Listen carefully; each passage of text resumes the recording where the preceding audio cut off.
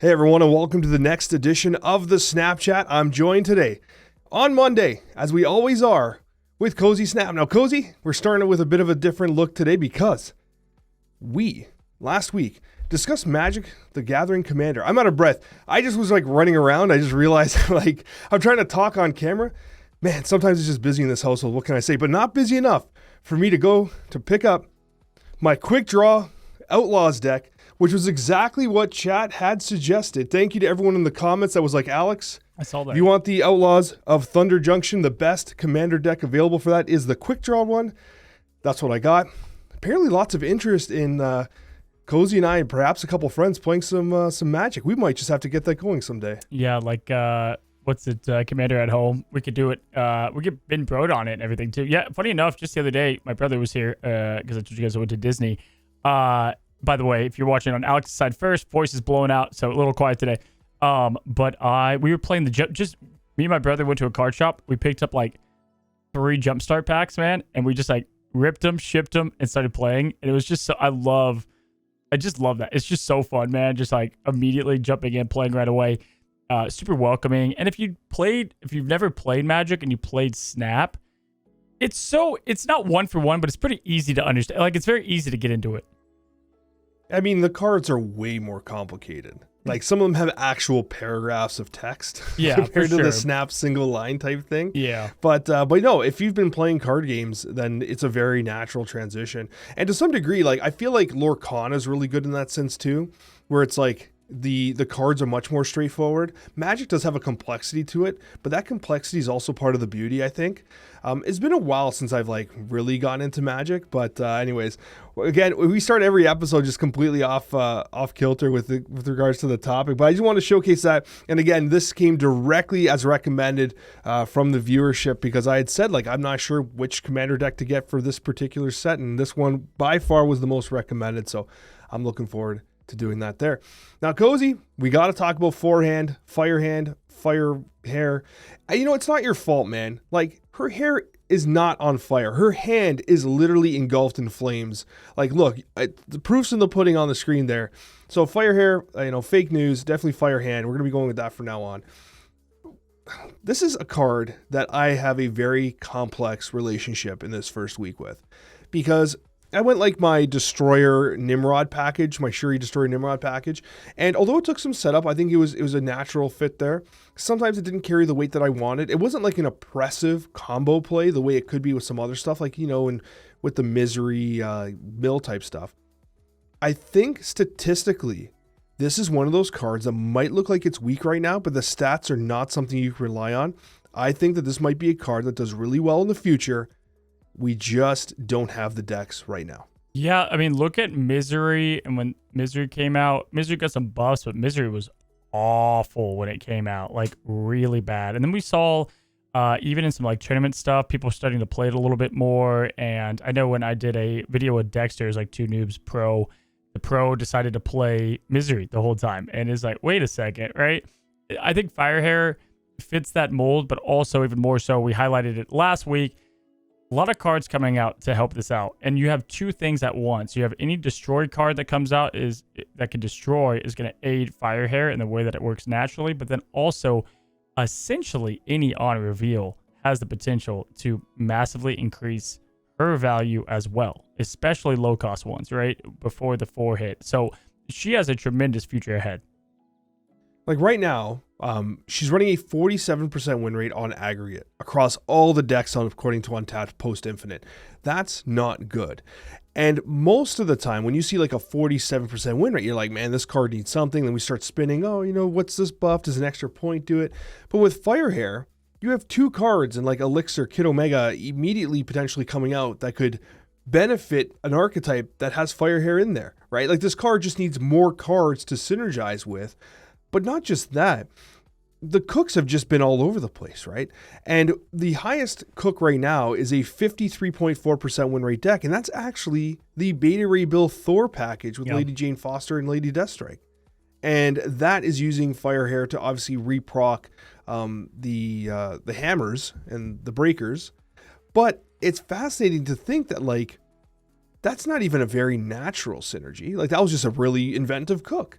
once you get Kid Omega and some of these other cards in the future that will directly potentially synergize with Firehair, then she's going to take off, I think. Yeah, that sounds like a cook we would have come up with as just like coming up with super unique synergies, like as we're 50 minutes into the Snapchat on the new card.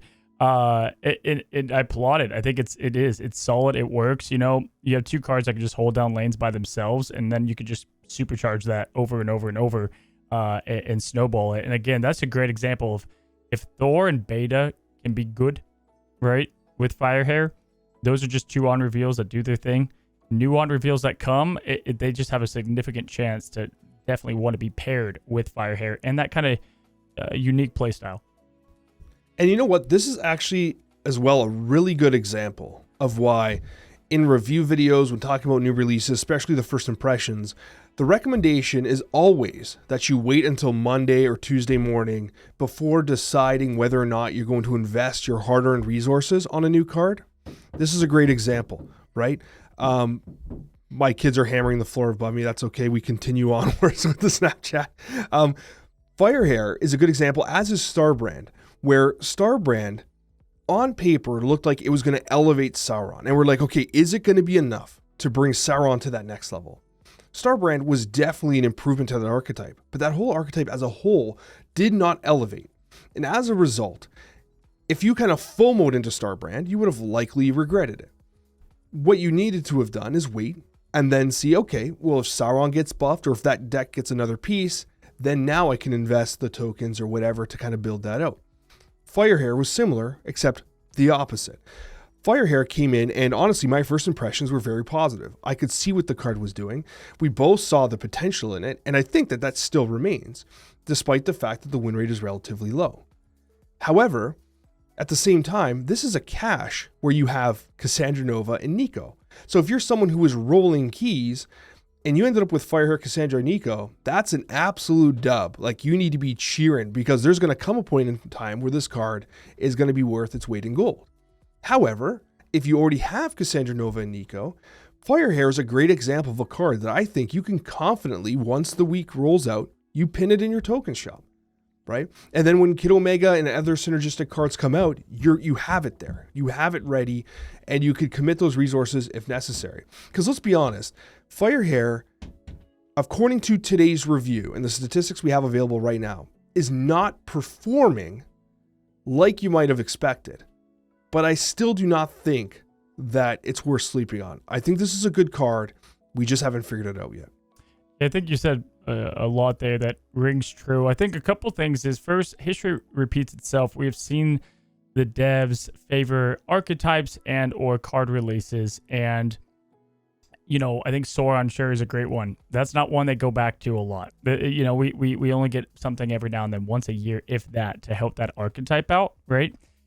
Firehair, on the other hand, has plenty behind it. Now, I think it was cool because when she came out, it's kind of like Grandmaster. It was like, hold on, is this just going to be fun? Is it going to be good? But even with Grandmaster, we knew because of what he did, there's so much synergy with him down the line, and it's going to be the same, you know, with Firehair. And so I think ultimately, if you just enjoy the playstyle there, the people who won the most are the ones that probably started playing Snap, not new, but like 6 months ago, because most people are going to have Nico and Cass, dude. I mean, come on, we're so far into it at this point. However, kind of that mid-range zone of joining, man, you hit the lottery because you get all three. Like, let's say they don't have, if they don't have any of those, that's just like big time hits, right? So, I'm high up on Firehair.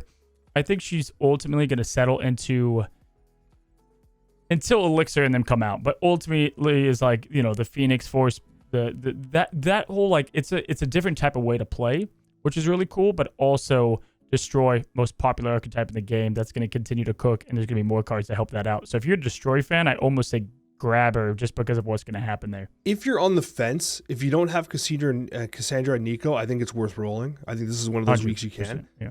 If you have Cassandra and Nico, again, I think it's a pin and wait and see, and I think it's going to ultimately surprise to the high side.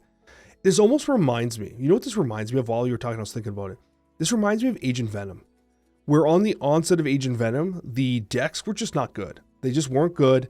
And And then eventually the deck started to shape up and Agent Venom became pretty legit. And it still is legit to this day. It's still a little niche, but good. I think Firehair is like that, except I think it has a much wider breadth of potential synergies and cards. You said it perfectly before, Cozy. Every destroy card and every unrevealed card that can be destroyed cares about Firehair.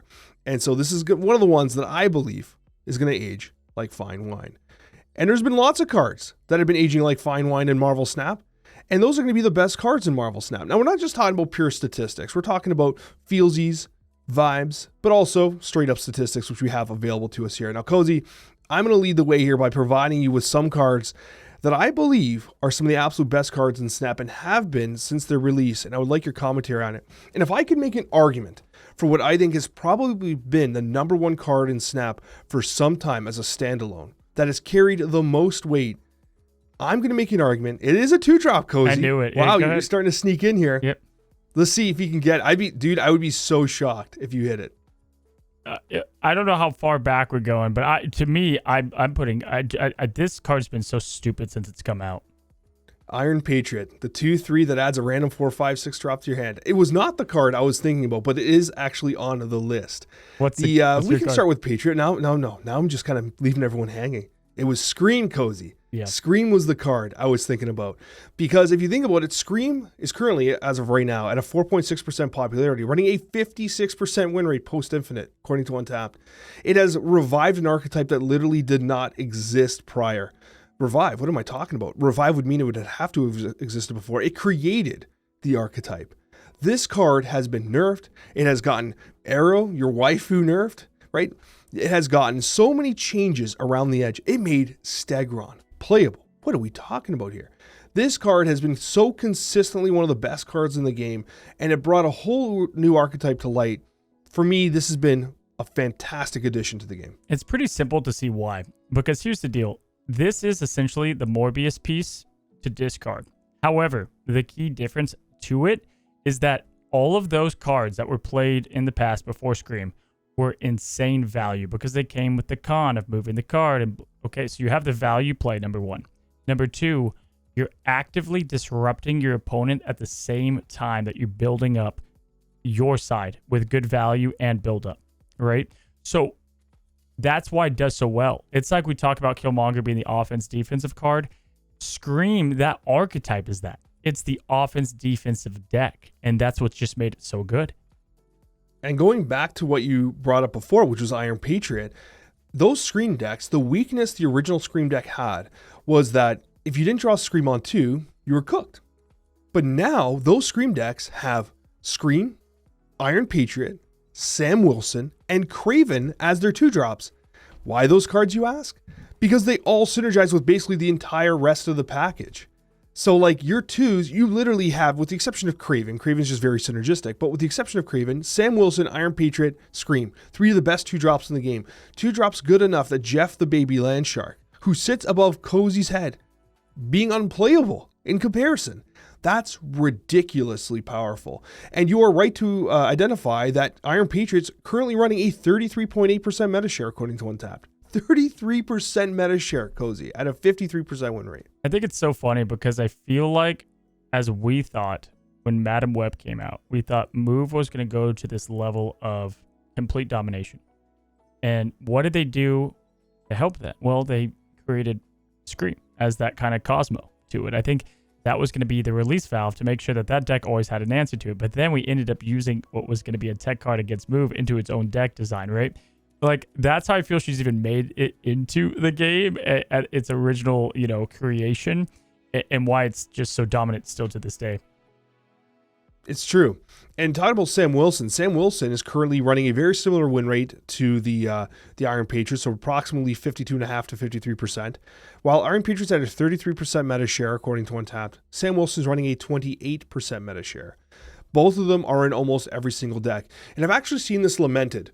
A lot of people have been lamenting over the fact that, like, if they don't have Iron Patriot or Sam Wilson, which are back-to-back season pass cards, they feel like the free-to-play landscape is significantly more difficult to compete in, and that's absolutely fair. Like, I absolutely agree with you guys.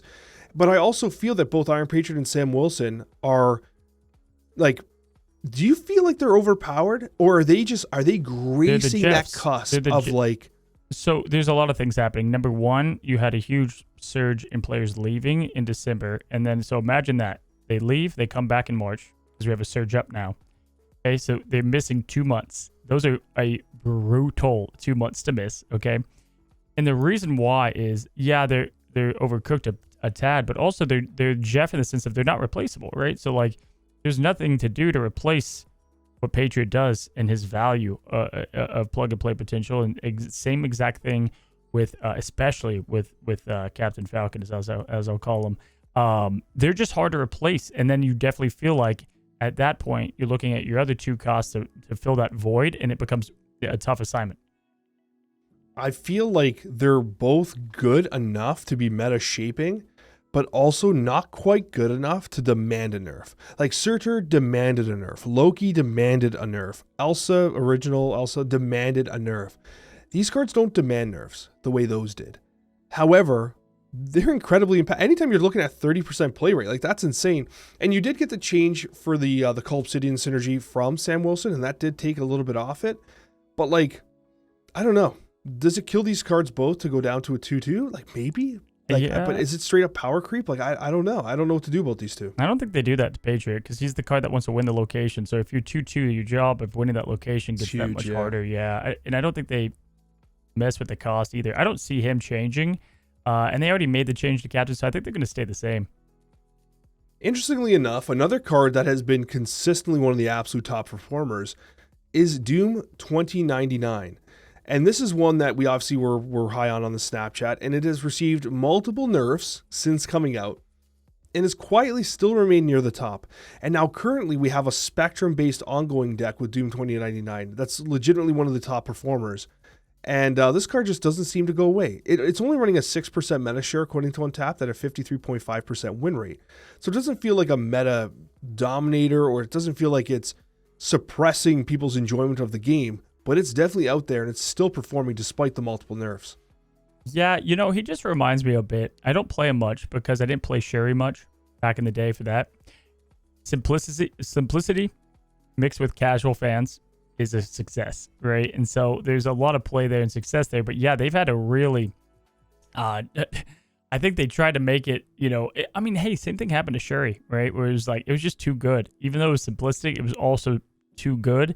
And now we saw the same almost excuse for Surtur, right? It's like too easy, too simple, too good of what it does best. But yeah, Doom, when you make a card that already helps what we used to call the goated card to snap in Dr. Doom, it's a recipe for disaster. It's funny that you bring that up because Dr. Doom himself is actually running a 53% win rate and a 8.6% meta share.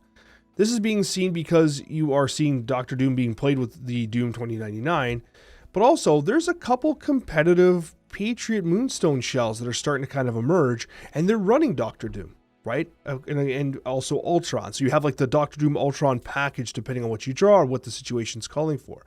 So Dr. Doom, of the OG like big 6 drops that everyone loves to have, is actually one of the top performing ones right now in terms of the classic, I don't want to say big bads, you know what I mean, right? The classic 6 drops that you lean to, right? And it made me think, right? Like Magneto's not on this list, but that's like a card. Magneto, Dr. Doom, they've been cards that have been very consistent, like the same thing. Dr. Doom got nerfed once, and then they brought him back because they realized that the nerf was just way too heavy-handed. But ultimately, it's really interesting to see that Dr. Doom is doing as well, especially for such a classic card. And talking about cards with regards to the season pass, one that has kind of fallen to the wayside slightly in terms of like its like Twitter hate is Galacta. But Galacta still runs an 18.7% meta share at a 52% win rate. Galacta, I think, is still an excellent card.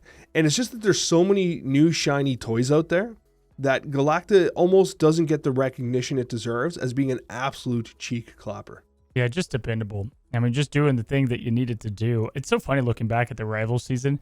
It was either just like massive winner or absolute dog water, right? So it was like Galacta, Luna Snow, Rocket and Groot were in there, and then Doom 2099, as you just mentioned, and then we had Bruce Banner, and the debacle that went through. Galacta is just a subject to the season passing, not season pass, but season passing by, and then new builds come out. But we're seeing plenty of her in high voltage because she's the definition of what that good value is.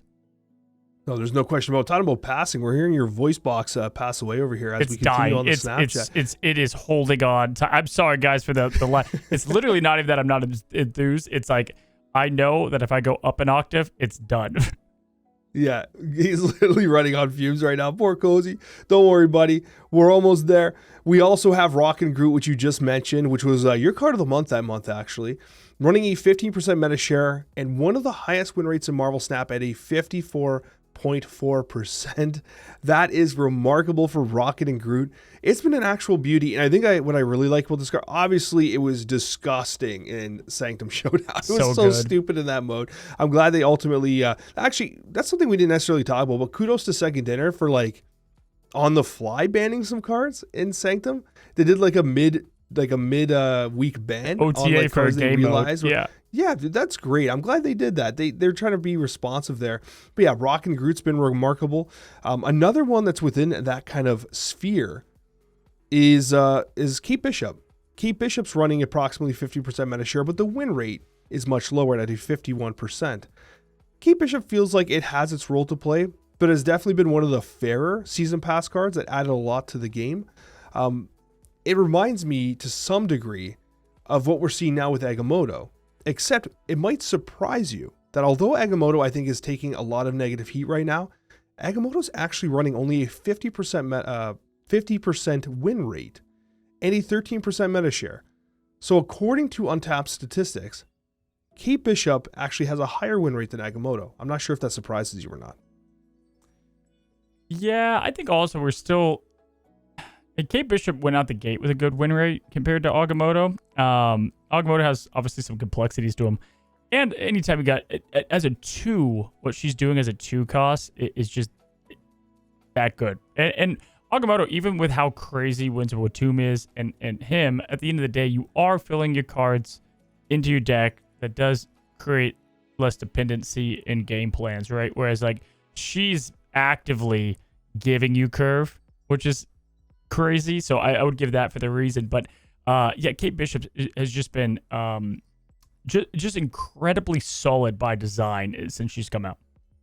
And I also think that obviously Kate Bishop's decks have matured in a way that Agamotto's decks haven't had a chance to mature haven't had the chance, yeah. Right? And we'll end with this one here. Cozy, I'll give this to you. Do you think Luke Cage is in the conversation for being one of the best cards in the game? Yeah, because he's the gatekeeper. I mean, remember that location they got rid of cards going to be discarded? Imagine if there was a card you could play at a 3 that had the ongoing of no cards could be discarded, right? It's just this ultimate stopgate for so much happening. Obviously, that's having a good example too, because Luke Cage's offensive capabilities as well, right? And what he does for you in those decks. Yeah, I think so. He just does 2 things at once so well. It's almost imagine Luke Cage was the opposite of Luke Cage. Ongoing, all cards cannot have their power increased. Imagine if you prevented your opponent from buffing their cards completely, and what kind of catch-all that would be, right? Oh, I just gave Glenn a very bad idea talking about fun. It's it's like a pillow on top of everyone's fun. But yeah, Luke Cage... so he's running a 13% meta share at a 51.5% win rate. So he doesn't quite hit the numbers of what the best cards in Snap do, but he feels like a very impactful card in Snap, which is what I was leaning into, Cozy. And you know what, sir? That's going to take us to our Snapchat mailbag. My friend, we have had so many questions on the Snapchat mailbag, and I encourage you to continue asking some questions for Cozy and I. As we've been on a number of different topics, but I want to go back to one. We did have a comment about a conversation we had about TV shows. Now, Cozy, I will tell you that my wife and I just finished season 1 of Daredevil. It took us a while, but we did it. We just finished season 1, and you know what? She's actually excited to see season 2. So we did it. We successfully converted my wife into a Marvel TV show fan. But I don't know if after Daredevil, I don't know what I'm going to sell her on next, but maybe there's more Daredevil that came out, so now we can keep going on that. But when talking about shows, Cozy, Jax had said, Dark won a fan-voted 2 million bracket of the best Netflix original ever. I did not realize that there was some sort of vote where unanimously Dark was considered one of the best Netflix shows. So perhaps we actually have some good taste, Cozy. Closet following, man. I can't speak to you till you've seen Inception, and then you go from Inception to Severance. You need to do this. But screw Daredevil. I actually looked into Severance. I think I can get it. You can using Amazon, you could subscribe to Apple Plus. I thought I needed an Apple TV. That's so stupid. I thought I needed an Apple TV, and I was looking up Apple TVs to watch this show because it wasn't just you. I think that I just hear it nonstop. Everyone's talking about it, so I think I got to get on. Start with Inception. Just start. It's a 2-hour commitment, but you'll love it. Is that the Leonardo DiCaprio movie? Yeah. That's the one. I'm shocked. I'm blown away. You haven't seen it. Yeah, no. Well, listen, buddy. There's a lot of things I have not seen and I have not done, but Hades Gaming does comment on exactly that, with saying, "Why is all the cozy lore stuff like I used to work in hotels. I used to be a top 500 in my role playing of Overwatch, and then all of Alex's lore is like I've never heard of Firefly." Bro, people couldn't believe Inception. Everyone was like, "Oh my gosh!" And then I got to Firefly, and they're like, "It's like your nerd rite of passage." I'm sorry. I know I let a lot of people down. It's okay though. You didn't know what chorizo is. Again, you are. I think I asked you, "Are you a real person?" And sometimes I ask myself that. But guys, I can absolutely, as he can back up. I am who I am when you meet me in person. I can too. Alex didn't know what a fish taco was in person, so. He is everything you're seeing right here. Even when I got to meet this legend. You know what though? I still remember that fish taco moment. You were flabbergasted because I thought they were gonna give me a fish that was cut into the shape of a taco or something. I don't know, man. Listen, it's an easy mistake to make. Just it's in the name, man. It's in the name. It's a fish that is shaped like a taco, but obviously they put the fish in the taco. Okay, I understand what it is now, Cozy, and that was a beautiful restaurant, man. San Diego, talk about everything. You just described San Diego as just beautiful. Everywhere we went was beautiful, especially considering the snow infested place that I'm in with winter tires, and you guys are just oh, what's shoveling? I don't know. But hey, listen, that upper body strength I've been building by shoveling all the snow, buddy. I mean, it's actually the first day of spring, so maybe hopefully less snow. But Jamie comes in with our next question, and it reads, I started a new account, and the card acquisition early on is so good in this game. You get new cards every few upgrades. Why can't they lean into that for the late game? The collection level thing was such a great idea early on, and then it turns into a mess after 3 or 5k collection level after your Series 3 complete. Sometimes it does feel pay to win with all the new cards releasing, but I feel like even some early decks can compete. So the mailbag question he asks is, what pool 1 or 2 decks do you think could compete in today's meta? Just with pool 1 and 2 cards? I don't think there are, dude. I actually was trying to figure this out. There's really not. Even Zoo needs Gilgamesh. I think the furthest you can go is you have to go to Series 3, and then you start to be able to at least cook with Silver Surfer, Destroy. You get some stuff, but I think at minimum you need Series 3 to even be competitive now, I think. Yeah, it's pretty bad. I would say maybe... No, I was gonna say even maybe early Destroy, but even that discard, you're missing big pieces. Patriot's close, but you need Patriot. So, Patriot without Patriot's a sick. Yeah, yeah, dude, that's a cook right there. Yeah, dude, it's just rough. It's rough in 1 and 2, but it doesn't take long to get to 3. So you're not too far behind. But yeah, it's card acquisition's quick. It's still quick in pool 3 too. But what's cool about it is as you get new cards in there, you're gonna be able to really open up what you could do. There's plenty of good decks. In fact, you could climb as far as you want to with some pool 3 only decks. Yeah, and even something like Surfer, once you get Sebastian Shaw with tokens, you can actually legit have a decent win rate deck with Okoye Nakia, but honestly, it's pretty rough there. Another question here we got, and it is coming from Instagram. Instagram less AJ. Sorry, sometimes the reading the names gets a little tricky. Hi guys, huge fan of the chat. What cards do you like playing that isn't part of an archetype? For example, I put Quake in my Scream deck, knowing that it doesn't actually contribute to the playstyle, but the location swinging feels on theme. For me, I'm going to say Cozy. I like Miss Marvel. I feel like Miss Marvel has been one I've been using a lot because I can use like Sam Wilson to activate the Miss Marvel right now, which I think is kind of fun. It's a way that Sam Wilson's not being used, especially since at a 0 cost shield, he now does not interact with pretty much anything else. And so he feels like free real estate when you slide him around because you can slide it into a 1-drop. And another Marvel, it's Captain Marvel. We discussed Captain Marvel on your side. That's a card I'm always looking to add, especially if I have Galacta in my deck. Yeah, that's a good question. I like that question. I mean, the boring answer for me is Coulson because I'm just like having a good time. Or even Patriot just because how good he is just across anything that you can kind of make work. If I was going to choose a different answer, man, there's a couple. I'm kind of like breezing through them as I'm like, what do I like? I have 2 more while you're thinking. Okay. Now that I think about it. I I don't want to steal yours, but Nebula is another one that I think has like, it's not really an archetype one, but it's a good one to add. And I feel like this would have been your answer. I bet. I feel bad saying it. Cozy, what about Copycat? Yeah, I had Copycat. So like those, I just like, yeah, it's not what she was or whatever, but yeah, those catch-all just feels so good. That can be played like across the board, right? And Copycat's definitely like way up there amongst those. I feel like, man, they created my perfect card in Iron Patriot. I said that when it came out. I was like, it's literally Coulson, but better because I'm getting like what I like from Coulson, but then I'm also getting just crazy value on the curve play. So it's definitely him. As an off pick, I'm going to go Frigga. Ooh, Frigga's a nice one too. As we close our Snapchat with a nice, not even a question, it's more of a statement from Mitch Van Cleve, and it says, I know that you guys said that you weren't making any more ball sack jokes, but every time I see Bolt of Balthac, I can't help but imagine Mike Tyson saying ball sack. Also, I love you guys so much. The past 3 episodes have been the best you've ever put out. Wow, that's saying something with the last one. First of all, Alex just had to get his ball sack counter up. He was itching to get that one in there. I could feel it, man. Balthac itching. I like where you went there, Cozy. Boom. Boom, done. On that note, guys, you know what? I keep it close. You got the better voice. You got it. Go. I got it. All right. Thank you so much, guys, for watching. We sincerely appreciate each and every one of you. We'll be back next week. Thank you for your support, and we'll see you on that Snapchat.